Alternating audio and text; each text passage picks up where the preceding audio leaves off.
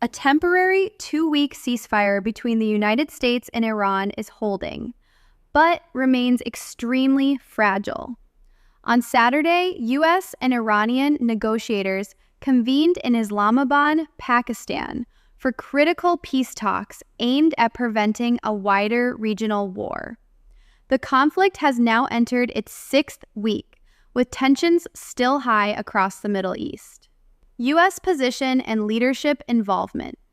Donald Trump issued a strong warning to Tehran, saying Iran must fully comply with ceasefire terms or face large-scale U.S. military attacks. The U.S. delegation includes JD Vance, Steve Witkoff, senior envoy, Jared Kushner, senior advisor.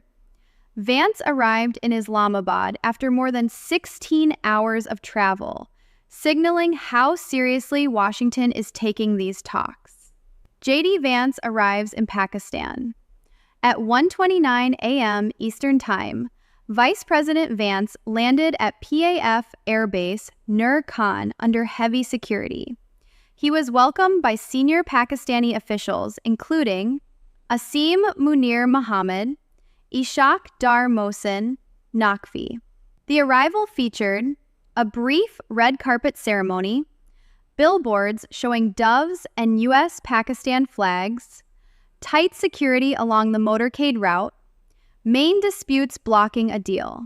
Negotiations remain difficult due to several unresolved issues. Strait of Hormuz. Iran's control of this vital shipping route remains a major concern for global energy markets. Israel-Hezbollah conflict. Israel continues military operations against Hezbollah in Lebanon, despite ceasefire talks elsewhere. Iran's enriched uranium stockpile. Tehran's nuclear capabilities remain a central U.S. concern. Iran's stance going into talks. Iranian parliamentary speaker and negotiator Mohammad Bagher Ghalibaf said Iran is open to dialogue but deeply mistrustful. We have good intentions, but we do not trust. Iran insists talks will only move forward if a ceasefire in Lebanon is achieved, Iran's frozen overseas assets are released. Israel and Lebanon. No de-escalation yet. Israeli and Lebanese representatives are expected to meet in Washington next week. However, Israel has refused to discuss a ceasefire with Hezbollah. Israeli Ambassador Yehiel Leiter stated Hezbollah remains the main obstacle to peace. Despite diplomatic efforts, cross-border attacks continued Friday with no sign of slowing. Iran's internet blackout.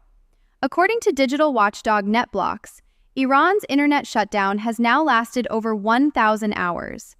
Local services, banking, messaging apps still work. Access to the global internet has been largely blocked since early February.